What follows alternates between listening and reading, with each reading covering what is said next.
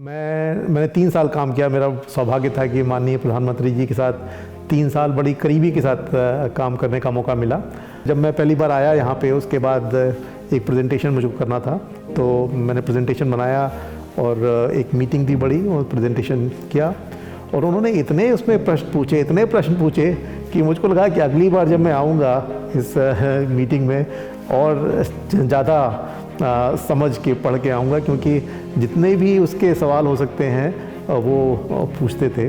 जो हम लोग की मीटिंग चलती थी, जब ये डिज़ाइन हो रहा था, तो 6-6 घंटे मीटिंग चलती थी और हम लोग थक जाते थे, लेकिन वो नहीं थकते थे। उनका जो चेहरे पे तेज था और जो प्रश्न पूछने का तरीका था, बिल्कुल वही रहता था। और हम लोग सोचते रहते थे कि कब मीटिंग ख़त्म हो, क्योंकि अब घर जाएं, खाना खाएं, लेकिन उनको कोई दिक्कत नहीं होती थी। और वो एक दिन नहीं इस तरह करते हैं, वो रोज़ करते हैं। उनके वीकेंड्स नहीं होते हैं, कोई छुट्टी नहीं लेते हैं। और हमको पता नहीं कैसे, कहाँ से उनको जो स्रोत है ऊर्जा का, कि सुबह 6 बजे लेकर शाम के रात के 12 बजे तक काम करते हैं। कई मीटिंग में उनके साथ रहा हूँ, और जो प्रेजेंटेशन होते थे उसकी जो मेन मुद्दा है उसको वो तुरंत पकड़ लेते थे। और उसके बाद जो उनके प्रश्न थे वो इतने डीप होते थे कि जो प्रेजेंटर था उसने भी कभी सोचा नहीं होगा उसके बारे में। तो आई थिंक जो उनकी जो इंटेलेक्चुअल कैपेसिटी है और सोचने की क्षमता है और जो एनालिसिस की क्षमता है, वो काफ़ी इम्प्रेसिव है। जब भी कहीं जाते थे तो वो कहते थे कि मुझको एक गोष्ठी करनी है आयुष्मान भारत के लाभार्थियों के साथ।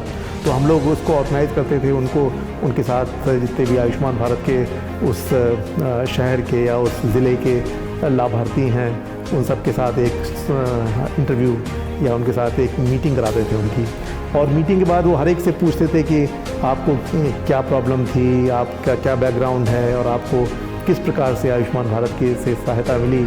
और उस पर अपना वो बनाते थे मानस कि क्या क्या और हो सकता है इम्प्रूव करने के लिए।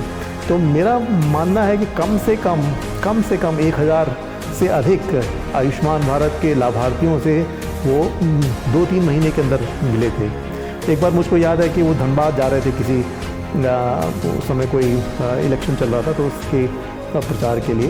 तो उन्होंने कहा कि मैं रांची में करीब 1000 लाभार्थियों से मिलना चाहता हूँ रास्ते में, क्योंकि उस समय तो हम लोगों ने आयोजन किया उसका एक बहुत बड़े पंडाल में 1000 से अधिक आयुष्मान भारत के लाभार्थियों को हम लोगों ने इकट्ठा किया।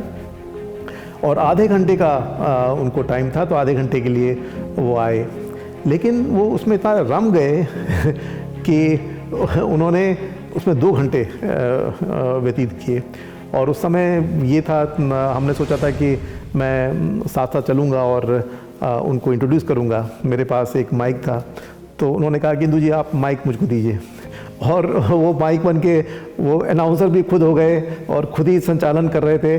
और हर एक कोने में गए, हर एक से पूछा उन्होंने कि आपका क्या बैकग्राउंड है, क्या किया। और वो ज़्यादातर लोगों से काफ़ी प्रभावित थे, इसलिए आधे घंटे की जगह 2 घंटा उन्होंने लगाया।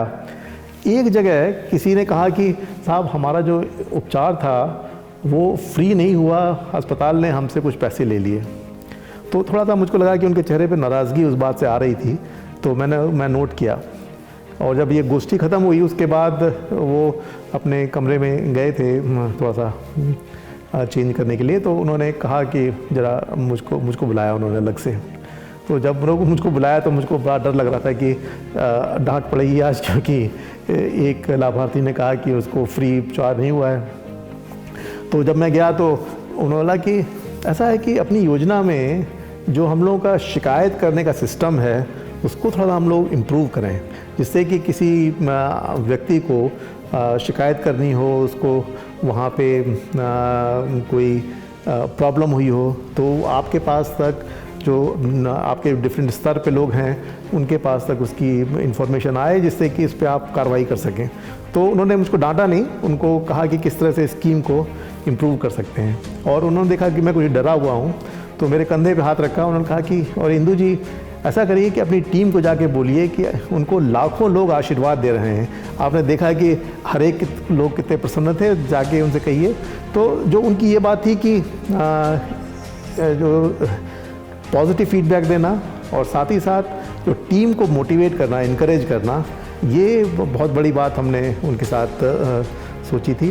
हमेशा कहते थे और कई भाषणों में उन्होंने इस बात को कहा कि जब भी कोई व्यक्ति बीमार होता है तो वो व्यक्ति को ही कष्ट नहीं होता, पूरे परिवार को कष्ट होता है। और क्योंकि एक तो पूरा का पूरा परिवार उनके उपचार में जुड़ जाता है, दूसरा अगर व्यक्ति वो जो है सेल्फ अर्निंग पर्सन है तो उसकी नौकरी ख़त्म हो जाती है, और अगर उसको जो उपचार में जो खर्चा है उसके लिए बोरो करना पड़ता है। और कभी कभी जो आपके प्रोडक्टिव एसेट्स हैं, लाइक घर है या आपके मवेशी हैं, उन सबको आपको मॉर्गेज करना पड़ता है। तो उससे क्या होता है कि जब लोग ठीक भी जाते हैं उसके बाद उनकी जो कैपेसिटी है कि वो लोग बाउंस बैक कर सकें, वो नहीं होती है। तो उसके लिए ज़रूरी ये है कि जो भी लोग बीमार हों, और कोई ऐसा भी व्यक्ति नहीं होना चाहिए जो कि इस बिना पे चिकित्सा ना ले पाए क्योंकि उसके पास पैसे नहीं हैं।